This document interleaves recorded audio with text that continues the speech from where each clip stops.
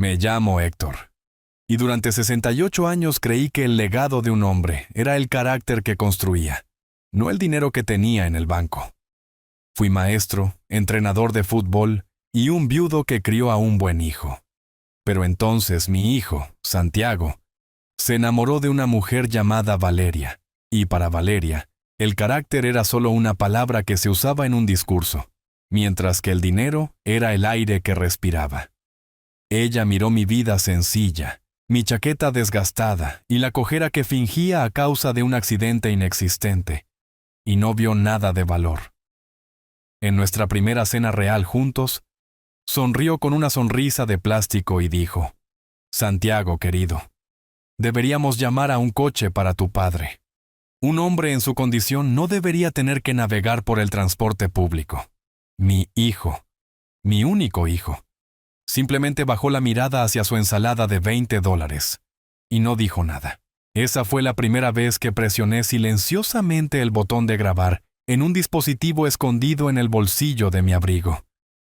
Meses después, en su lujosa boda, ella pensó que había ganado.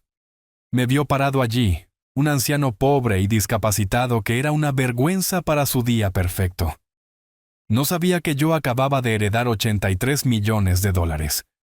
No sabía que toda nuestra relación había sido una prueba. Y no tenía idea de que mi regalo de bodas, el cual estaba a punto de reproducir para todos sus 200 invitados, era el audio sin editar de su propia codicia y crueldad. Antes de contarles sobre el silencio que cayó sobre ese salón de baile, cuando la verdad salió a la luz, por favor déjenme saber desde dónde están viendo esto en los comentarios de abajo. Denle me gusta y suscríbanse si alguna vez han tenido que demostrar que su valor no está a la venta. Esta historia no comienza realmente con una boda.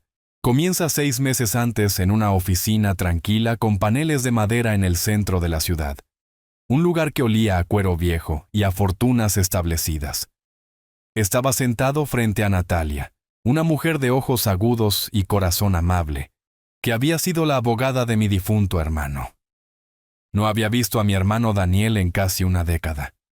Él era un fantasma en mi vida, un genio que había desaparecido en el mundo de las empresas tecnológicas, y el capital de riesgo mientras yo dibujaba diagramas de juego en la pizarra de una escuela secundaria. Y ahora se había ido para siempre. Natalia deslizó una carpeta gruesa sobre el escritorio de caoba pulida. Todo su patrimonio, dijo, ahora era mío. Todo. $83 millones. El número no parecía real. Era una abstracción, una cadena de ceros que no tenía lugar en mi mundo. Mi vida se medía en los partidos de fútbol de los viernes por la noche, las pensiones de mis compañeros maestros y los modestos ahorros que había guardado en una cooperativa de crédito local. Yo vivía en la misma casa de 3 habitaciones donde había criado a Santiago. Un hogar lleno del fantasma de mi esposa Elena y los recuerdos de una vida construida sobre el amor, no sobre el lujo. El dinero se sentía como un traje hecho para otro hombre. Sentí una profunda tristeza por Daniel, por los años que habíamos perdido, por el hecho de que esta fortuna fuera la única conversación que tendríamos jamás. Salí de la oficina de Natalia ese día y conduje mi camioneta de 10 años de antigüedad a casa. Crucé la puerta principal, miré los pisos de madera rayados y el sillón descolorido donde leía el periódico cada mañana, y supe que este dinero no iba a cambiarme. Pero empezaba a preocuparme que pudiera cambiar todo lo demás. Una semana después, estaba sentado con Natalia de nuevo, esta vez con un nudo en el estómago. Santiago me había llamado rebosante de emoción. Él y Valeria estaban oficialmente comprometidos. Yo estaba feliz por él, de verdad. Mi hijo había encontrado a alguien a quien amaba. Pero mis instintos, perfeccionados por años de leer a mariscales de campo nerviosos y adolescentes fanfarrones, estaban gritando. Solo había visto a Valeria un puñado de veces, pero en cada encuentro había una frialdad sutil. Estaba en la forma en que sus ojos escaneaban mi modesta sala de estar, catalogando su falta de muebles de diseñador. Estaba en la leve, casi imperceptible arruga de su nariz cuando mencionaba a mis amigos del viejo barrio. Le dije a Natalia, no es una gran cosa, Son 1000 pequeñas cosas. Me mira y siento que está calculando mi patrimonio neto y obteniendo un número negativo. Le expliqué mi idea. Me sentí medio loco al decirlo en voz alta. Quería mantener la herencia en secreto, completamente en secreto. Le dije que inventaría una historia, un pequeño accidente de construcción que había agravado una vieja lesión de fútbol, obligándome a usar un bastón e imposibilitando que aceptara trabajos de entrenador a tiempo parcial. Me convertiría, a los ojos del mundo, y especialmente a los ojos de Valeria, en un hombre con una pensión menguante y facturas médicas crecientes, una carga financiera. Necesito saber, le dije a Natalia con voz firme. Necesito saber si se está casando con mi hijo, o si solo está haciendo una inversión y yo soy un pasivo en el balance general. Natalia escuchó pacientemente. Como mi abogada, me aconsejó contra el engaño, pero como mi amiga, entendió. Accedió a ayudar a salvaguardar los activos en un fideicomiso recién formado y a ser la guardiana de mi secreto. Y fui a casa ese día y encontré un viejo bastón en el fondo de mi armario. La prueba estaba a punto de comenzar. La primera cena oficial con la familia de Valeria fue en un restaurante llamado Aurelia, un lugar donde los vasos de agua siempre estaban llenos y los menús no tenían precios. Tomé el autobús urbano hacia el centro, un viaje de 40 minutos que me dio tiempo para asentarme en mi papel. Llevaba una chaqueta de tweed sencilla, un poco deshilachada en los puños, y me apoyé pesadamente en mi bastón al entrar. La anfitriona me miró con un destello de confusión antes de que le diera el nombre de la reserva. Los Castillo. Valeria y sus padres ya estaban en la mesa, un retrato perfecto de riqueza casual. La sonrisa de Valeria era brillante, pero no llegaba a sus ojos cuando me acerqué.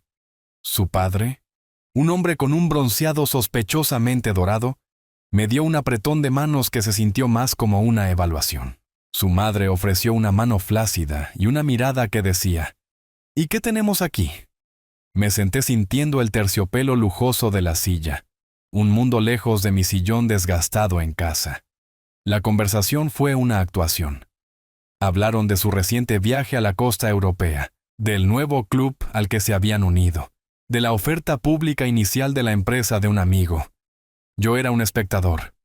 Cuando me preguntaron qué hacía, les dije que era un maestro jubilado.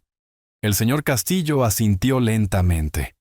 «Ah, servicio público», dijo, en un tono que hacía que sonara como una enfermedad terminal. Valeria era la maestra del insulto sutil, la voz dulce entregando un golpe agudo. «Ay, señor Héctor», dijo cuando pedí la carne asada en lugar de la lubina con espuma de azafrán. «Es tan maravilloso que se apegue a los clásicos. No tiene sentido fingir, ¿verdad?» Santiago, mi hijo, simplemente agitó el vino en su copa. Parecía incómodo, atrapado entre dos mundos, y eligió el silencio. No me defendió, no replicó, simplemente dejó que los comentarios colgaran en el aire. El golpe final llegó cuando la velada estaba terminando. Valeria se volvió hacia Santiago, con la voz lo suficientemente alta para que toda la mesa la oyera. «Santiago, cariño, deberíamos llamar a un coche para tu padre. Un hombre en su condición no debería estar fuera tan tarde. Este vecindario puede ser tan abrumador para la gente que no está acostumbrada». Me miró con una máscara perfecta de preocupación, como si me estuviera haciendo una gran caridad. Mi hijo simplemente asintió, sacando su teléfono. No vio la mirada en mis ojos. No entendió que en ese momento había reprobado la primera parte de una prueba que ni siquiera sabía que estaba tomando. Y mientras Valeria miraba hacia otro lado, satisfecha con su actuación de futura nuera cariñosa, mi pulgar encontró el pequeño botón disimulado en el costado de mi bolígrafo. Lo presioné una vez. Una pequeña luz roja silenciosa parpadeó, sin ser vista por nadie. En la quietud de mi bolsillo, la grabación comenzó. Pasaron unas semanas en un ritmo tranquilo de normalidad fingida. Mantuve mi distancia, permitiendo que Santiago y Valeria se perdieran en el torbellino de la planificación de la boda. Pero una parte de mí, el padre esperanzado, el esposo en duelo, necesitaba hacer un gesto más. Necesitaba ofrecerle a Valeria un puente hacia el pasado de nuestra familia, una oportunidad para conectarse con la memoria de mi esposa Elena.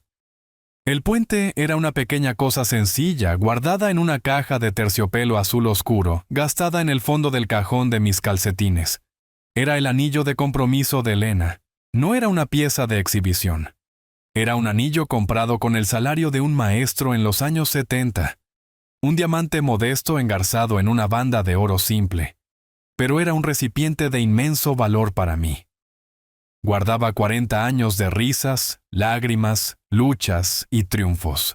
Había estado en la mano de Elena cuando sostuvo a nuestro hijo recién nacido por primera vez, cuando compramos esta casa, cuando bailamos en la cocina al ritmo de una vieja canción en la radio. El diamante no era grande, pero había brillado con la luz de una vida feliz. Saqué la caja una mañana de sábado.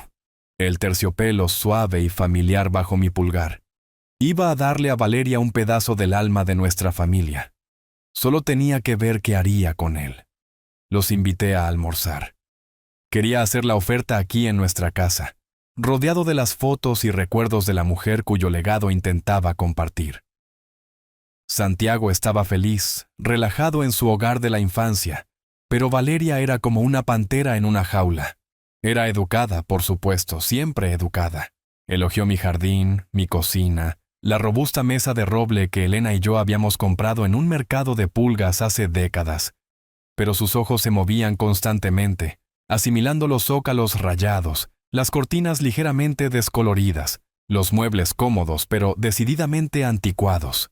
Podía ver el juicio en su mirada, la evaluación silenciosa que encontraba que todo dejaba que desear. Veía una casa, pero no podía sentir el hogar. Después de terminar de comer, mientras nos sentábamos con tazas de café, me aclaré la garganta. «¿Valeria?», comencé, mi voz un poco inestable. «Hay algo que me gustaría darte». Coloqué la pequeña caja de terciopelo sobre la mesa entre nosotros. Santiago sonrió, reconociéndola de inmediato. Los ojos de Valeria se iluminaron con un destello de interés genuino, el primero que había visto en todo el día. Abrió la caja. Por un momento, simplemente se quedó mirando el anillo anidado dentro. Vi su sonrisa pulida vacilar por una fracción de segundo, mientras sus ojos registraban el diseño simple y la piedra modesta. Pero se recuperó al instante, una máscara de deleite agradecido volvió a colocarse en su lugar. Expliqué su historia, cómo había pertenecido a mi propia madre antes que a mí. Elena usó esto todos los días de nuestra vida juntos, dije suavemente. Es un símbolo del amor que construyó esta familia. Quiero que lo tengas para darte la bienvenida apropiadamente. Le estaba ofreciendo un legado, una historia, un lugar en la línea de mujeres que habían sido el corazón de nuestra familia. Ella tomó el anillo, sosteniéndolo entre su pulgar e índice perfectamente manicurados como si fuera un insecto curioso. «Oh, Héctor», dijo, su voz goteando una dulzura artificial. «Es tan antiguo. Es verdaderamente hermoso de una manera clásica. Gracias. ¿Esto es tan considerado?». Se lo deslizó en el dedo, donde se veía pequeño y fuera de lugar, junto al enorme diamante estéril que Santiago le había comprado. Lo admiró por un momento calculado antes de quitárselo. «Lo guardaré en un lugar muy seguro». Continuó colocándolo de nuevo en la caja y cerrando la tapa de golpe. Como un recuerdo, simplemente no encajaría realmente con con mi estilo, ya sabes. No rechazó el regalo. Simplemente lo neutralizó, convirtiendo una pieza de la historia viva de nuestra familia en un artefacto muerto para ser guardado. Solo asentí, sintiendo mi propia sonrisa delgada y frágil. Vi a Santiago mirar hacia la mesa, negándose a encontrar mis ojos. Él sabía lo que significaba este anillo. Sabía el desprecio que ella acababa de entregar. Y una vez más, no dijo nada. Mientras se preparaban para irse, Valeria salió al porche para recibir una llamada, su voz un murmullo bajo y urgente. Fingí haber perdido mis llaves, palmeando mis bolsillos con frustración fingida. «Santiago, ¿podrías revisar la encimera de la cocina por mí?», le pregunté. Mientras él iba a la cocina, me quedé en el pasillo, justo fuera de la vista de la sala de estar, donde él reaparecería. Un momento después, él volvió a entrar en la sala, y Valeria regresó adentro, cerrando la puerta detrás de ella. Pensaron que yo todavía estaba en el dormitorio, buscando. Me quedé perfectamente quieto en las sombras del pasillo, mi mano en mi bolsillo, mi pulgar descansando sobre el bolígrafo. Su voz ya no era dulce, era un susurro venenoso. «Santiago, ¿viste esa cosa? No puedo creer que realmente esperara que yo lo usara.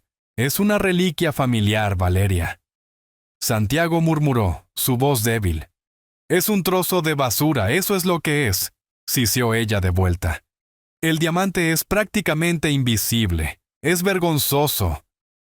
Honestamente, deberías decirle a tu padre que lo venda. Tal vez podría conseguir unos cientos de dólares para arreglar su techo con goteras o algo así.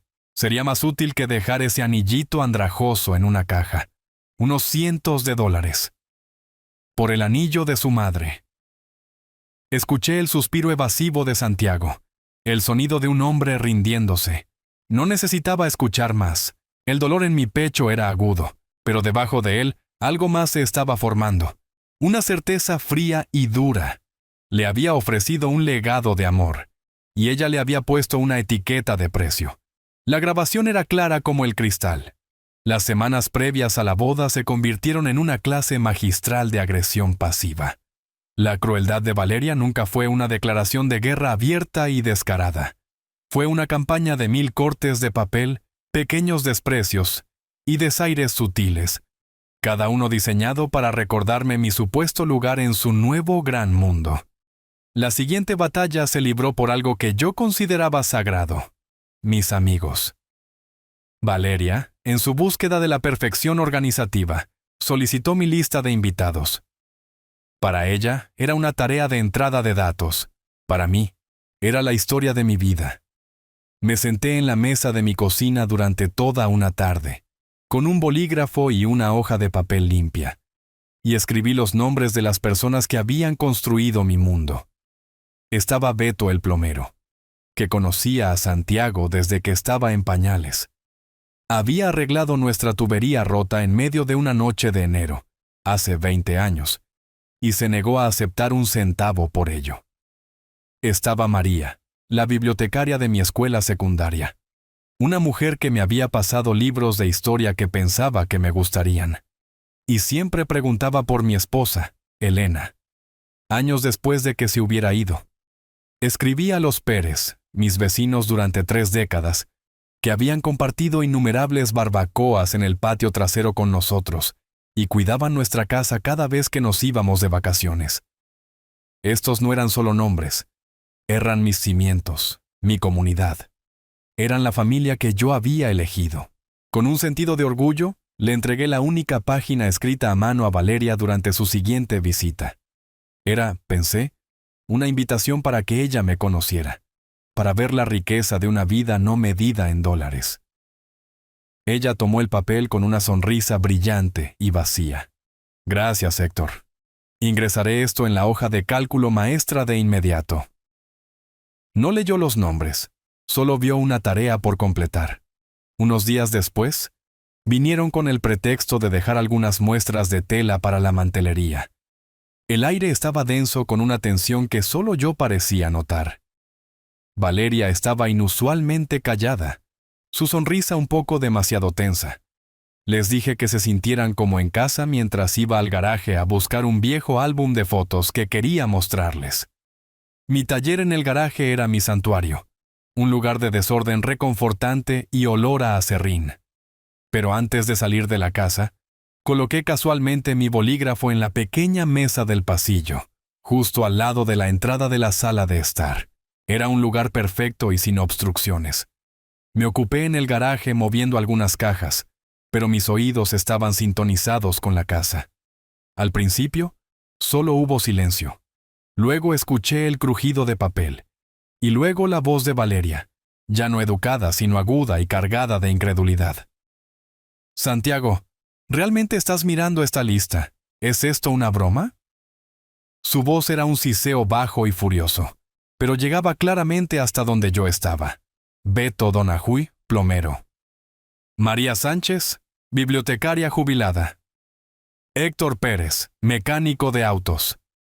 Santiago, estamos gastando más de $100,000 en esta boda. Mi padre está invitando a sus socios comerciales, directores ejecutivos, gente que importa. Esto no es una barbacoa en el patio trasero. Es una inversión en nuestro futuro, nuestra marca.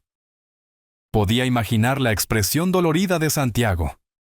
Valeria, estos son los amigos de mi papá, dijo con voz suplicante. Me vieron crecer. No me importa, replicó ella, y el veneno en su voz era escalofriante. Esto se trata de óptica. Se trata de curar una experiencia para nuestros invitados. No tendré a un hombre que huele a aceite de motor, tratando de entablar una pequeña charla con un juez federal. No tendré a alguna mujer que pasó su vida sellando libros de biblioteca, juzgando mi vestido de alta costura. Es una cuestión de consistencia, Santiago. La estética tiene que ser perfecta. Las palabras que usaba eran tan frías, tan corporativas. No estaba hablando de personas. Estaba hablando de accesorios de escenario que no encajaban en su producción. No podemos tener gente así arruinando las fotos de la boda y haciendo que mi familia se sienta incómoda. La defensa de Santiago fue débil, ya desmoronándose. ¿Qué se supone que debo hacer? Él ama a estas personas. Se supone que eres mi esposo, replicó ella. Se supone que estás en mi equipo. Irás con tu padre y le dirás que debido a desafortunadas restricciones de capacidad del lugar, tenemos que hacer algunos recortes difíciles. Le dirás que necesita reducir su lista solo a las personas más adecuadas. Resuélvelo, Santiago. Necesitas elegir qué tipo de vida quieres, de la que viniste o la que te estoy ofreciendo. El silencio que siguió fue más pesado que cualquier discusión. Era el sonido de la rendición de mi hijo. Me quedé allí en la quietud de mi garaje, un lugar donde había construido cosas con mis propias manos toda mi vida, y sentí como si algo dentro de mí acabara de romperse irrevocablemente. El problema no era solo el esnobismo atroz de Valeria, era la facilidad con la que mi hijo estaba dispuesto a descartar su propia historia. Mi historia, por la promesa de una vida que brillaba. Respiré hondo. Compuse mi rostro en una máscara de plácida neutralidad y volví a entrar en la casa. Estaban parados listos para irse, sus rostros cuidadosamente inexpresivos. Valeria había dejado la lista en la mesa de café. Mi lista, junto a los nombres de mis amigos más queridos, las personas que me habían sostenido toda la vida. Había signos de interrogación pequeños, nítidos y elegantemente dibujados. Parecían pequeñas dagas. ¿Encontraste el álbum?, preguntó Santiago con voz tensa. Simplemente sacudí la cabeza. No, parece que no pude poner mis manos sobre él. Después de que se fueron, caminé hacia la mesa del pasillo y recogí mi bolígrafo. Se sentía caliente en mi mano. La pequeña luz roja ya no parpadeaba. La grabación estaba completa. La evidencia estaba segura. A medida que la fecha de la boda se acercaba, los días se convirtieron en un borrón de mandados que parecían diseñados para resaltar mi insuficiencia. A menudo me pedían que los acompañara a cosas como catas de pasteles y citas florales. No porque mi opinión fuera valorada, sino porque mi presencia como el suegro pobre simbólico era aparentemente requerida para la actuación de una familia mixta feliz. Un sábado, la tarea era aprobar las pruebas finales para las invitaciones de boda, en una papelería ridículamente cara al otro lado de la ciudad. Valeria insistió en que todos fuéramos en su coche.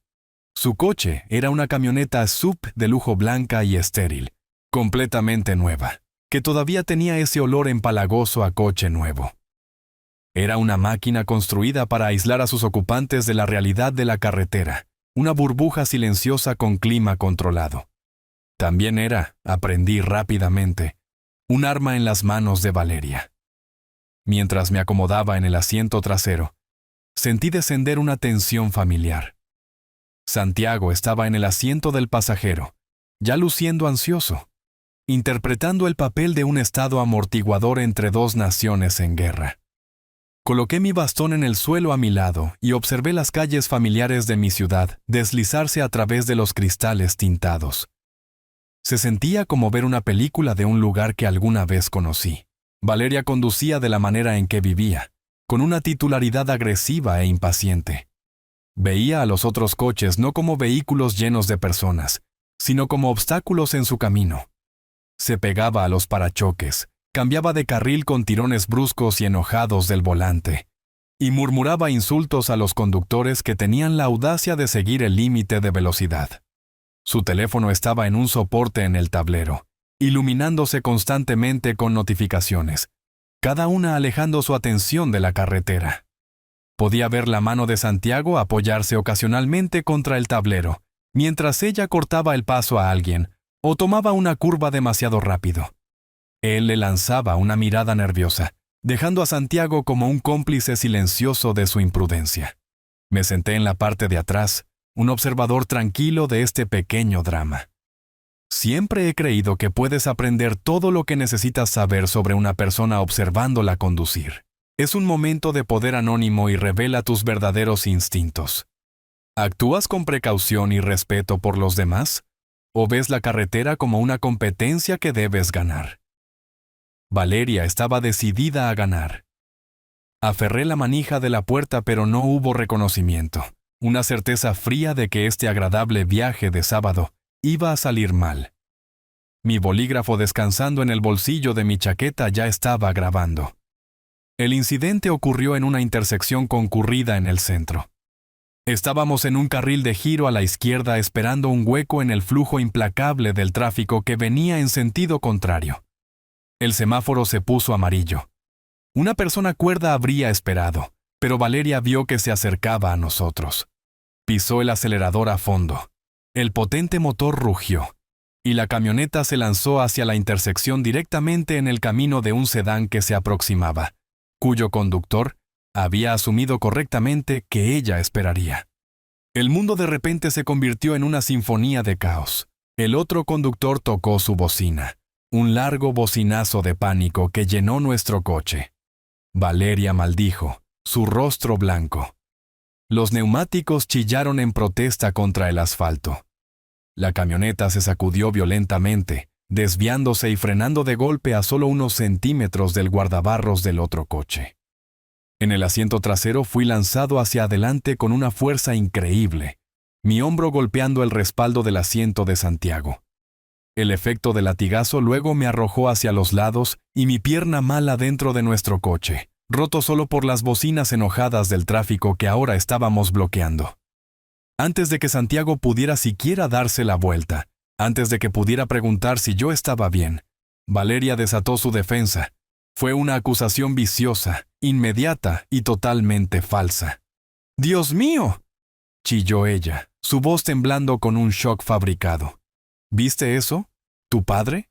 Mi concentración. Casi hace que nos maten. Fue una mentira impresionante, entregada con la pasión de una actriz ganadora de premios. Por una fracción de segundo casi funcionó. La pura audacia de ello fue desorientadora. Luego, con la misma rapidez, toda su actitud cambió. Se dio la vuelta en su asiento. Su rostro un retrato perfecto de profunda preocupación amorosa. «Héctor, ¿estás bien?» «Santiago, esto es lo que me preocupa. Por eso me pongo tan nerviosa cuando él está en el coche. Simplemente no es seguro para él».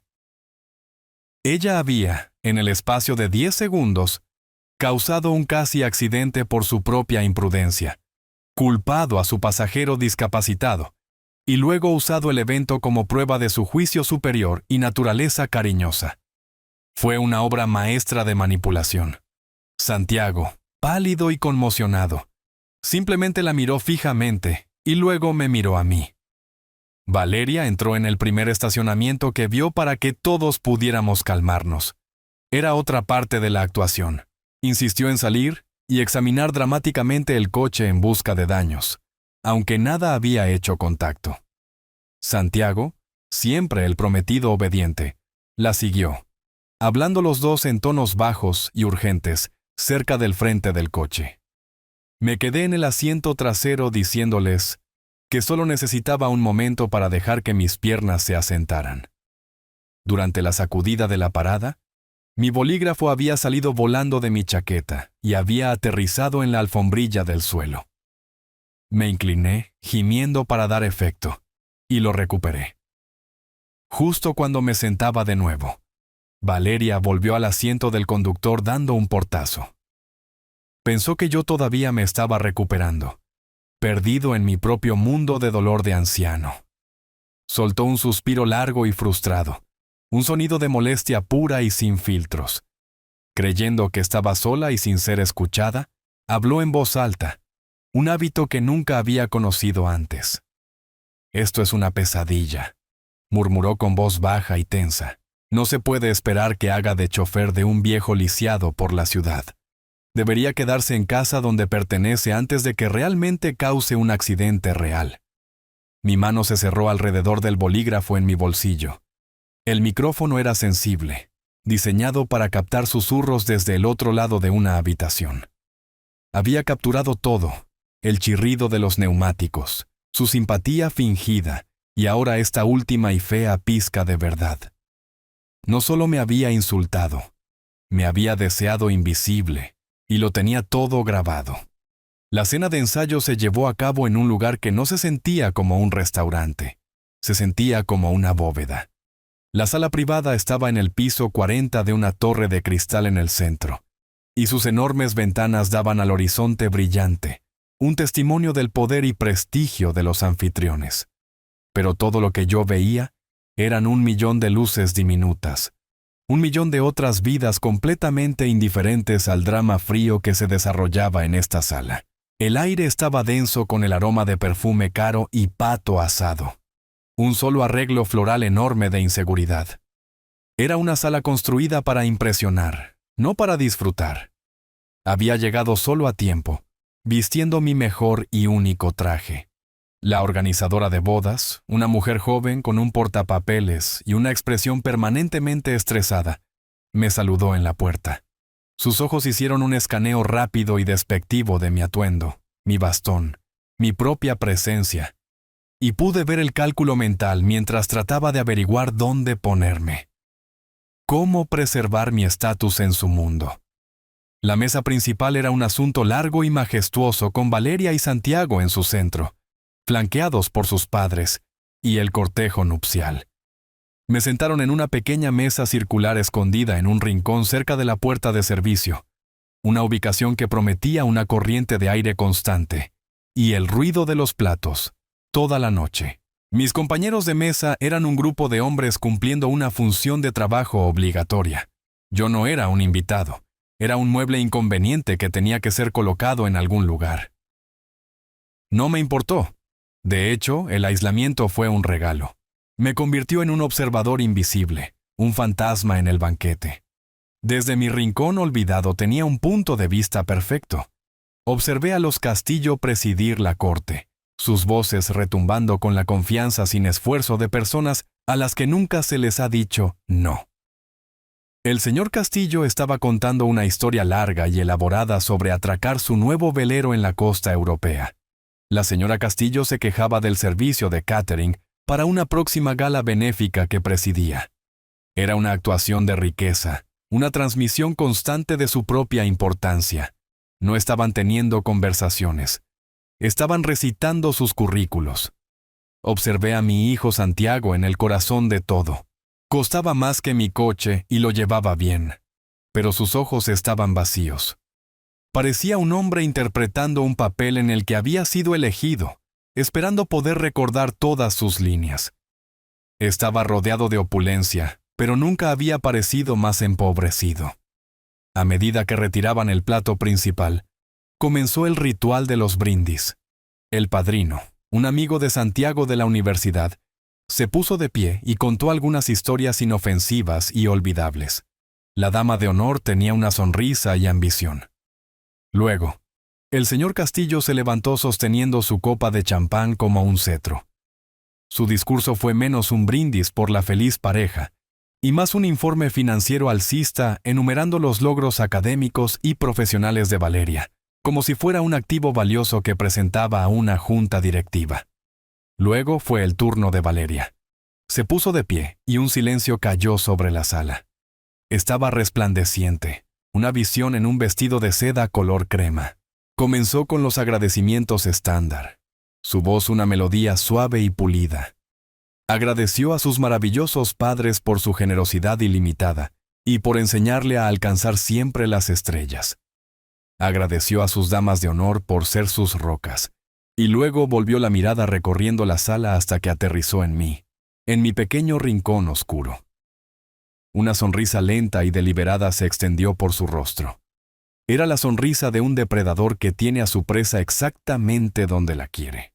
Y por supuesto, dijo, su voz resonando con sinceridad teatral, quiero dar un agradecimiento muy, muy especial a mi futuro suegro, Héctor. Todas las cabezas en la sala se volvieron hacia mí. Ya no era invisible, era la exhibición principal. Sentí el calor de su mirada colectiva y moví sutilmente el bolígrafo sobre el mantel, asegurándome de que su pequeño micrófono estuviera libre de cualquier obstrucción. Héctor, continuó ella, su voz goteando con descendencia disfrazada de afecto. Desde el primer momento en que te conocí, has sido una presencia tan terrenal en nuestras vidas. Dejó que la palabra colgara en el aire por un momento, dejando que su doble sentido se hundiera. Para los no iniciados sonaba como un cumplido. Para aquellos que entendían su lenguaje significaba como un bajo de la tierra. Ella continuó. En un mundo que puede ser tan acelerado, tan centrado en el éxito y la ambición, dijo señalando la opulenta sala. Eres un recordatorio constante y poderoso de una forma de vida más simple y humilde. Y por esa perspectiva, todos estamos muy agradecidos. El insulto fue tan elegantemente entregado, que la mitad de la sala probablemente se lo perdió. Pero vi las sonrisas de complicidad en los rostros de sus padres y su hermana. Gracias, continuó, con los ojos clavados en los míos, por darle a mi increíble Santiago un comienzo tan sólido en la vida. Hizo una pausa antes de la palabra sólido, una vacilación magistral que sugería que estaba buscando una palabra cortés para reemplazar escaso.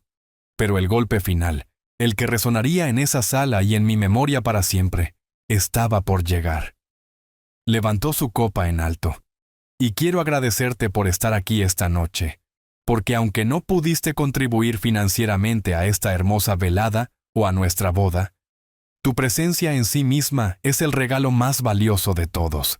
Es un regalo que nos recuerda, y le recuerda a Santiago, cuán lejos ha llegado y cuán verdaderamente bendecidos somos. Ella irradió una sonrisa radiante en su rostro hacia Héctor. La sala estalló en aplausos corteses. El flash de un fotógrafo se disparó cegándome momentáneamente en esa fracción de segundo de luz blanca. Vi la cara de mi hijo.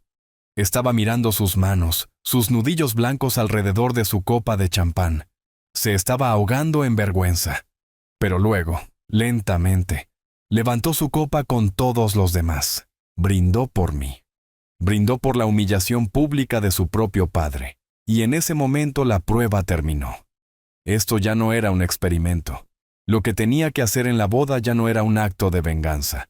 Era un acto de rescate, una intervención. La grabación fue perfecta. La última pieza de evidencia estaba segura, y el último fragmento de duda en mi mente acababa de ser vaporizado en un resplandor de crueldad pública. El tintineo de las copas y el zumbido bajo de la autoconmiseración llenaron la sala mientras comenzaban los brindis. Fue un desfile de sentimentalismo practicado. El padrino de Santiago, un joven nervioso con un smoking mal ajustado, contó una historia sobre sus días universitarios que estaba tan desinfectada que apenas era reconocible. La hermana de Valeria, la dama de honor, pronunció un discurso que fue una recitación sin aliento de marcas, elogiando el gusto de Valeria en todo, desde zapatos de diseñador hasta, aparentemente, su elección de marido. Luego, el señor Castillo se puso de pie. su corpulenta estructura exudando un aura de inmensa satisfacción. Habló de la impresionante carrera de Santiago y la ambición ilimitada de Valeria, enmarcando su unión menos como un matrimonio y más como una fusión estratégica de dos empresas prometedoras. El amor nunca se mencionó. Era una transacción en términos del trato. Observé a mi hijo a través de todo. Estaba sentado en la mesa principal bajo el cálido resplandor de los candelabros, un novio perfecto asintiendo y sonriendo. Pero podía ver la tensión en sus hombros, la forma en que su sonrisa era una fracción demasiado amplia. Estaba actuando y el esfuerzo le estaba costando algo. Me pregunté si sentía la vacuidad de todo, el inmenso vacío resonante debajo de la superficie brillante, o tal vez temía. Me senté en mi rincón, un espectador en la vida de mi propio hijo, y esperé. Sabía que el evento principal aún estaba por llegar. Luego Valeria se puso de pie. Un silencio cayó instantáneamente. Ella comandaba la sala sin esfuerzo. Estaba radiante, una visión en seda. Cada movimiento gracioso y deliberado. Ella era la estrella, la directora y la productora de todo este espectáculo, y estaba a punto de entregar el monólogo culminante. Comenzó con una actuación impecable de gratitud, agradeciendo a sus magníficos padres por su apoyo infinito y perdonándola, como ella dijo, por una vida sin límites. Agradeció a sus amigos, sus damas de honor, su organizadora de bodas, y luego sus ojos brillaron agudos y brillantes como vidrio pulido y sin calidez. La actuación estaba a punto de alcanzar su crescendo. Y ahora, dijo, su voz goteando un veneno dulce y almibarado. Quiero decir algo desde el corazón sobre una persona muy especial que está con nosotros esta noche. Mi futuro suegro, Héctor. Hizo una pausa dejando que el foco de 200 pares de ojos recorriera la sala y me clavara en mi silla, dando a mi rostro una máscara tranquila y neutral. Sobre la mesa, mi bolígrafo yacía junto a mi vaso de agua, su pequeño micrófono absorbiendo cada sílaba. Héctor, comenzó, su voz llena de una sinceridad bellamente fingida. Desde el momento en que te conocí has sido una presencia tan terrenal en nuestras vidas. La palabra colgó en el aire, una obra maestra de agresión pasiva. No quería decir terrenal como estable o solidario. Quería decir terrenal como la tierra de la que una hermosa flor afortunadamente ha crecido y escapado. En un mundo que puede quedar tan atrapado en la carrera por el éxito, continuó haciendo un gesto elegante hacia la opulenta sala a su alrededor. Eres un recordatorio constante y poderoso de una forma de vida más simple y humilde. Y por esa perspectiva, esa lección de humildad, fue brillante a su propia manera perversa. Me estaba felicitando por ser pobre. Estaba elogiando mi vida como una historia de advertencia, un museo de mediocridad que servía para hacer brillar más sus propios logros. Podía ver las sonrisas burlonas en los rostros de sus padres. Entendían el código. Gracias. Continuó con los ojos todavía clavados en los míos. Un depredador disfrutando los momentos finales. La pausa que tomó antes de la palabra sólido fue una obra de arte. Fue una pequeña eternidad de condescendencia en la que comunicó silenciosamente todas las palabras que era demasiado inteligente para decir en voz alta, escaso, bajo, inadecuado. Pero el golpe brutal final aún estaba por llegar. Levantó su copa, los diamantes en sus dedos destellando como armas. Y quiero agradecerte por estar aquí esta noche, por esta maravillosa velada o por nuestra boda. Tu presencia en sí misma es el regalo más valioso de todos. Aquí estaba, la declaración pública de mi inutilidad en el único idioma que ella entendía. Es un regalo que nos recuerda, y le recuerda a Santiago, dijo girando levemente la cabeza para mirar con adoración a mi hijo, de cuán lejos ha llegado desde sus comienzos hasta... Héctor. El aplauso fue inmediato. Una ola de sonido cortés condicionado de una sala llena de personas que o no entendieron el insulto o no les importó. La bombilla de flash de un fotógrafo estalló capturando la escena para la eternidad.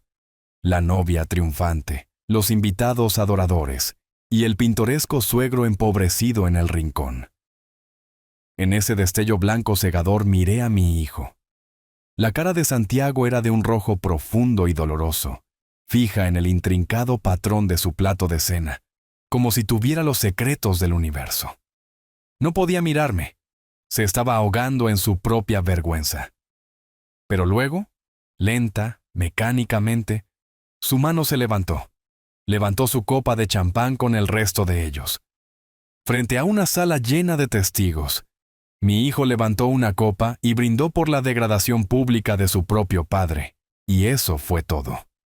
Fue consumido por algo frío, duro y claro como el hielo. La prueba había terminado. El veredicto estaba dado. Esto ya no se trataba de probar un punto. Se trataba de salvar a mi hijo de la jaula dorada, en la que estaba a punto de entrar voluntariamente. Miré al otro lado de la sala a Valeria, quien ahora estaba aceptando felicitaciones, disfrutando del resplandor de su crueldad perfectamente ejecutada. Encontré sus ojos y vi su sonrisa. No era una sonrisa de perdón o de derrota. Era una sonrisa de absoluta y escalofriante certeza. Ella pensó que acababa de ganar. No tenía idea de que acababa de entregarme la pieza final y condenatoria de evidencia que necesitaba. El juego había terminado. Todo lo que quedaba era mostrarle el marcador final. La recepción de la boda fue una sinfonía de exceso, hilo costoso tejido a través de la tela de risas y brindis con champán. Los camareros con chaquetas blancas impecables se movían como fantasmas entre las mesas rellenando copas y retirando platos con eficiencia silenciosa. Todo era perfecto. Todo estaba pulido hasta un alto brillo. Era la boda que Valeria había diseñado, una producción teatral impecable de riqueza y estatus. Parecían un rey y una reina de un cuento de hadas bañados en el cálido resplandor del foco. Pero yo sabía la verdad. Sabía la podredumbre que yacía bajo la hermosa superficie. Después del baile, después de cortar el pastel, el DJ, un joven con una sonrisa brillante y ansiosa, anunció que era hora de unas palabras del padre del novio. Un discurso sentimental y un poco torpe del pobre anciano, un poco de color local antes de que comenzara la verdadera fiesta. Empujé mi silla hacia atrás, agarré firmemente mi bastón, y comencé la caminata lenta y deliberada hacia el escenario. Cada ojo estaba sobre mí. Podía sentir su mirada colectiva, una mezcla de lástima, curiosidad y leve molestia por la interrupción. Llegué al pequeño escenario y tomé el micrófono del DJ. Me quedé allí un momento dejando que el silencio se asentara. Miré hacia el mar de rostros, todos vueltos hacia mí. Vi al cortejo nupcial en la mesa principal, un hermoso cuadro de seda y joyas. Vi a los Castillo luciendo engreídos y propietarios. Vi a mi hijo Santiago luciendo guapo y perdido ante temas tediosos. Buenas noches a todos. Comencé, mi voz firme y clara amplificada por los altavoces. Es algo hermoso ver a tantos amigos y familiares reunidos para celebrar un matrimonio. Hice una pausa dejando que las palabras sencillas y sinceras colgaran en el aire. Un matrimonio en su mejor momento. Es una asociación construida sobre una base de confianza, respeto y valores compartidos.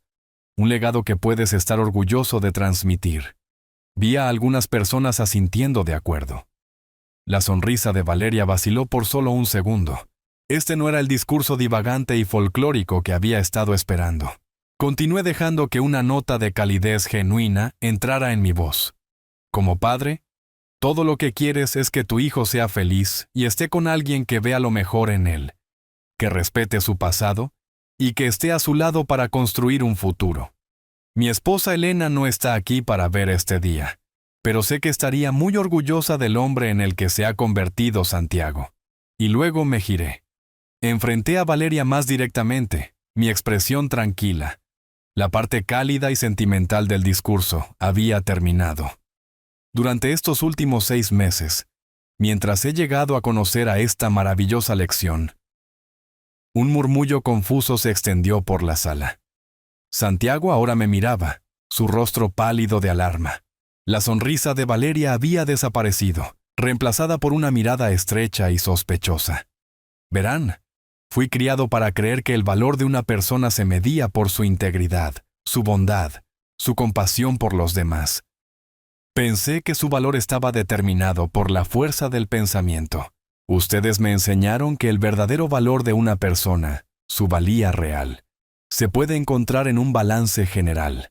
Se mide en dólares y centavos, en activos y pasivos. Se trata de imagen y óptica y la marca que construyes para ti mismo. Quiero agradecerles por esa educación. Ha sido iluminadora. Mi voz estaba pareja para quien la recibía. Dije, bajando ligeramente la voz. Mi regalo de bodas para ambos no es un juego de copas de cristal o un viaje a alguna isla exótica. Es, en cambio, una especie de estado financiero. Una auditoría, se podría decir, un registro. Y habla en el único idioma que realmente parecen entender. Le di un leve asentimiento al DJ quien, con una mirada de profunda confusión, presionó una tecla en su computadora portátil. La música animada que había estado llenando el salón de baile murió abruptamente. En su lugar, un siseo electrónico bajo emanó de los altavoces, un sonido que pareció succionar todo el aire de la sala. Sostuve el micrófono pero no dije nada. Simplemente me quedé allí, un proyeccionista silencioso a punto de comenzar el espectáculo. Desde la mesa principal podía ver a los Castillo intercambiando miradas frenéticas y enojadas, como si estuviera haciendo el tonto de mí mismo. No tenía ni idea de que el tonto había estado en su espejo todo el tiempo. Entonces, comenzó a reproducirse la primera grabación. La calidad del sonido era imperfecta, ligeramente metálica, pero la voz era inconfundible. Era la de Valeria.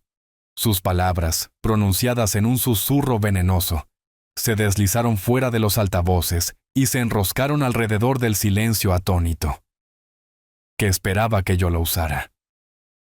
Hubo una fuerte toma de aire colectiva de los 200 invitados. Vi a mi hijo Santiago estremecerse como si lo hubieran abofeteado. La grabación continuó. Su propia respuesta débil y murmurada solo sirvió para amplificar la crueldad de sus siguientes palabras. Es un trozo de basura, eso es lo que es. El diamante es prácticamente invisible. Es vergonzoso. Honestamente, deberías decirle... El color desapareció del rostro de Valeria. La mano de su madre, adornada con un diamante del tamaño de un pequeño huevo de pájaro, voló a su garganta. La ilusión de la familia feliz perfecta acababa de romperse, y los pedazos irregulares caían a su alrededor. Antes de que los murmullos conmocionados pudieran convertirse en conversación, dejé que se reprodujera el siguiente archivo. No hubo pausa, ni comentario, solo la evidencia implacable y condenatoria de una afilada e imperiosa Valeria. Santiago, ¿realmente estás mirando esta lista? ¿Es esto una broma? Beto Donajú, plomero, María Sánchez, bibliotecaria jubilada, Héctor Pérez, mecánico de autos. Su voz goteaba un desprecio tan profundo que se sentía como una presencia física en la sala.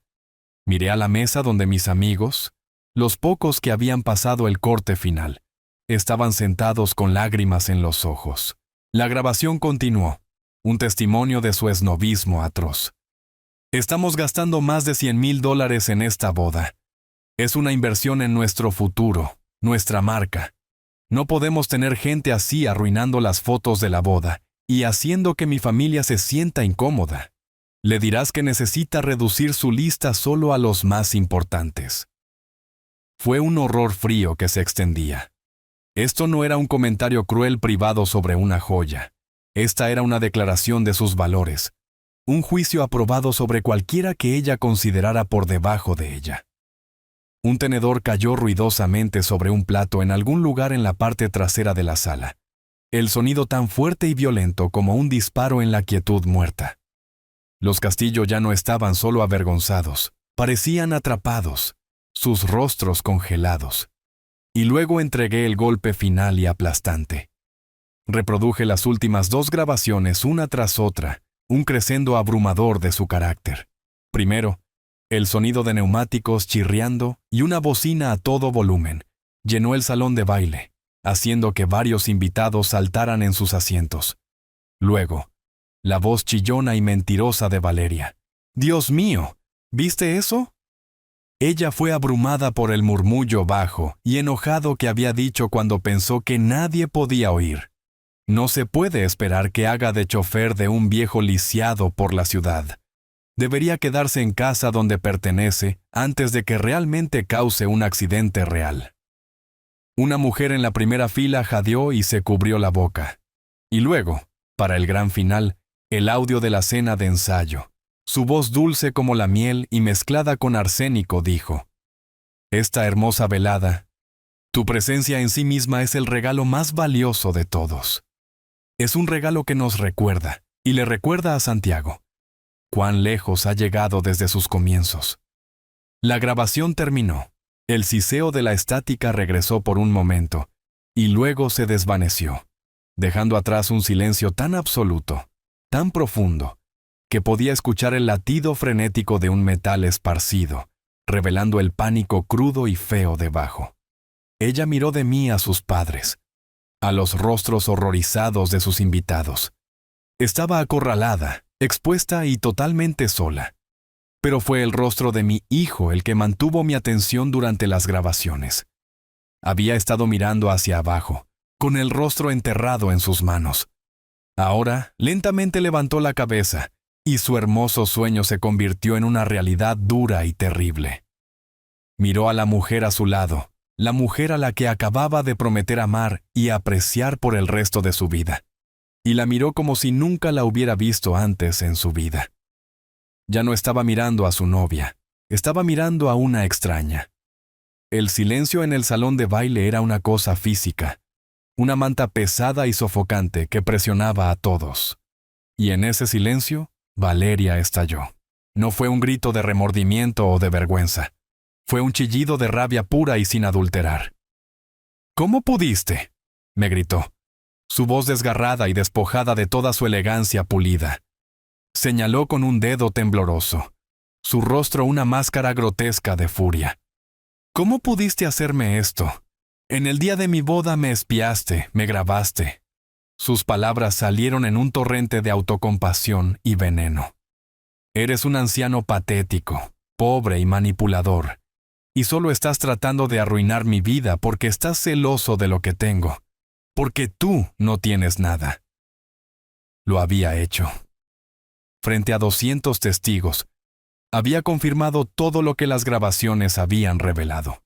Su defensa final fue atacar mi pobreza, la única cosa que creía que le daba poder absoluto sobre mí. No tenía idea de que estaba disparando su última bala a un hombre hecho de acero.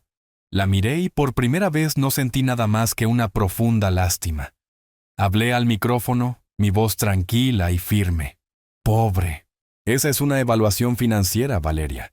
Y ya que sacaste el tema, creo que es hora de que aclaremos el aire sobre ese asunto. Como si fuera una señal, una mujer se levantó de una mesa cerca del fondo de la sala. Estaba impecablemente vestida con un traje profesional oscuro, y caminó hacia el escenario con un aire de autoridad absoluta que ordenó la atención de cada persona en la sala. No era una invitada de boda, era una mujer con una misión. Llegó al escenario y le entregué el micrófono. «Buenas noches», dijo su voz clara y dominante, cortando la atmósfera tóxica como el bisturí de un cirujano. «Me llamo Natalia. Soy socia del bufete de abogados Natalia y Asociados, y soy la asesora legal del señor Héctor».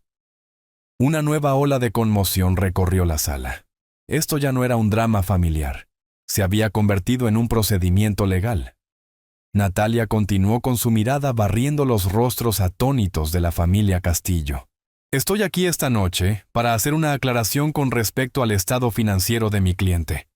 Contrariamente a la narrativa que acaban de escuchar, el señor Héctor no es, de hecho, pobre. Como único heredero del patrimonio de su difunto hermano, Daniel, mi cliente tiene un patrimonio neto al cierre del mercado de esta mañana de $83 millones. El sonido que recorrió la sala fue un solo jadeo unificado. 83 millones. El número era tan vasto, tan incomprensible, que parecía colgar en el aire como un objeto físico. Vi la mandíbula de Valeria caer, su boca formando una perfecta O, silenciosa de incredulidad.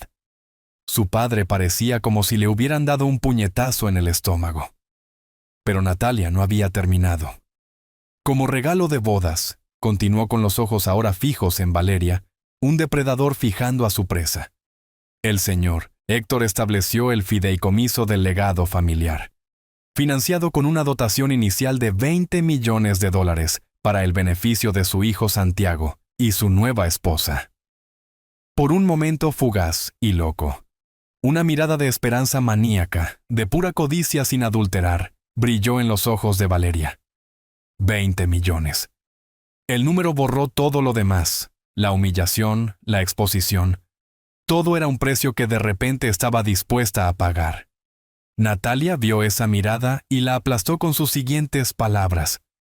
Sin embargo, dijo su voz volviéndose de hielo, dada la nueva información que ha salido a la luz esta noche a través de estas grabaciones, mi cliente firmó un codicilo enmendado al fideicomiso esta tarde.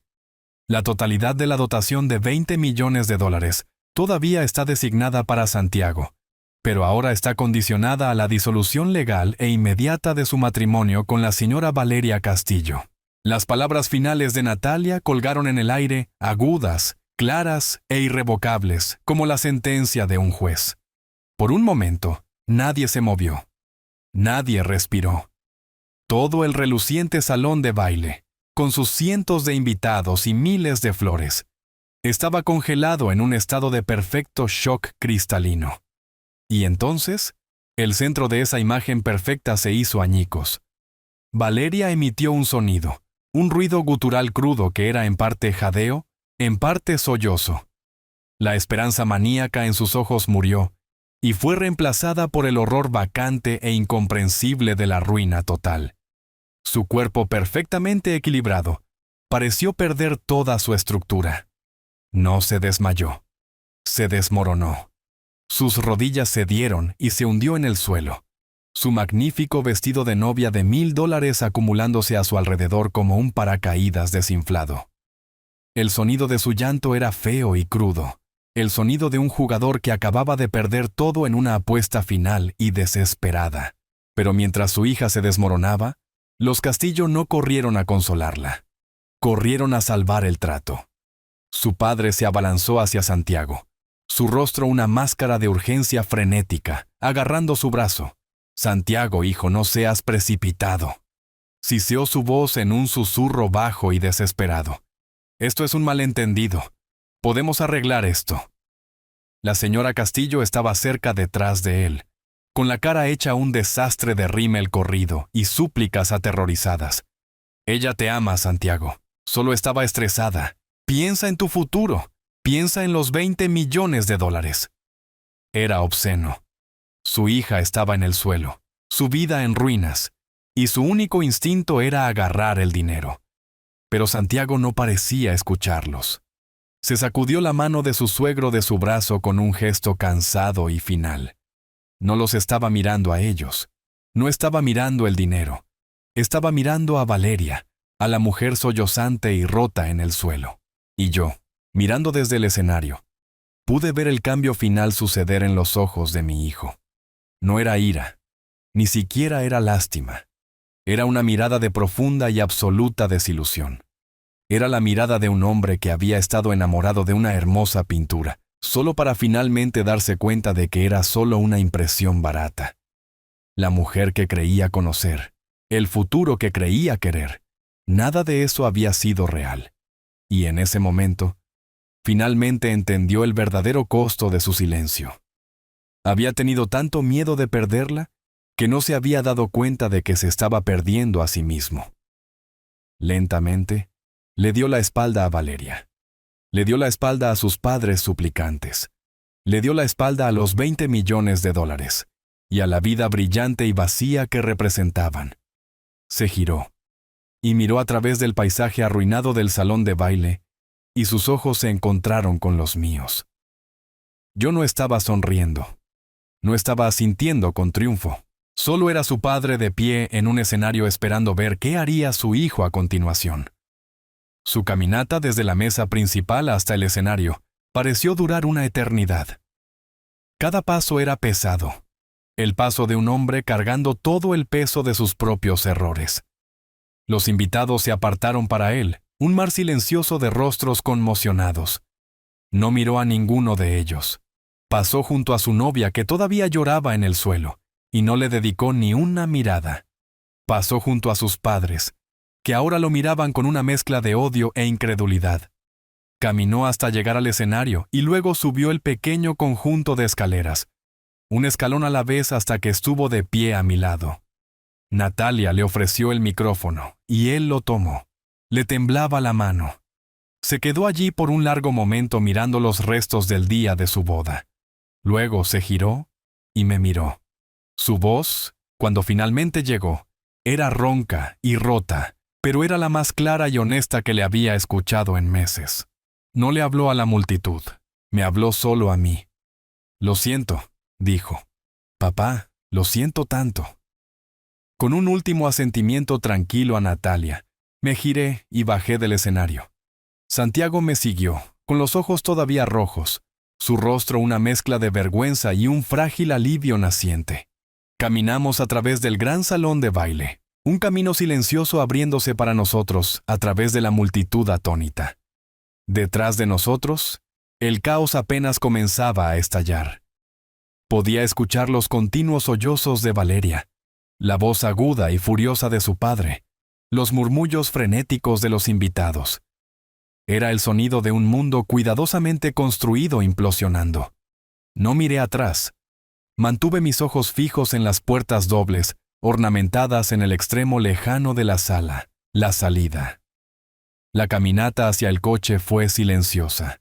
Había 1000 cosas que necesitaban decirse entre nosotros, y ninguna palabra todavía para ninguna de ellas. La disculpa que había dado en ese escenario no era un final sino un comienzo. Era la primera piedra colocada en los cimientos de una relación que tendría que ser reconstruida desde cero. Sería un proceso largo y difícil, pero por primera vez en meses se construiría sobre terreno sólido. Se construiría sobre la verdad. Al salir al aire fresco de la noche, lejos del ruido y los escombros, una profunda sensación de paz se apoderó de mí. No había venido a la boda para destruir un matrimonio. Había venido a salvar a mi hijo de una sentencia de por vida de manipulación y bancarrota emocional. No perdí una nuera esta noche. Rescaté a mi hijo de un terrible error. El dinero, los $83 millones, no había sido el arma. Simplemente había sido la luz que reveló la verdad que ya estaba allí. El verdadero poder había estado en los pequeños y silenciosos clics de un dispositivo de grabación, en la evidencia simple e innegable de las propias palabras de Valeria. No había usado la riqueza para vengarme. Había usado la verdad para restaurar el orden y reclamar la dignidad de mi familia. Esa era la verdadera herencia, la única que realmente importaba. Y ese era un legado por el que valía la pena luchar.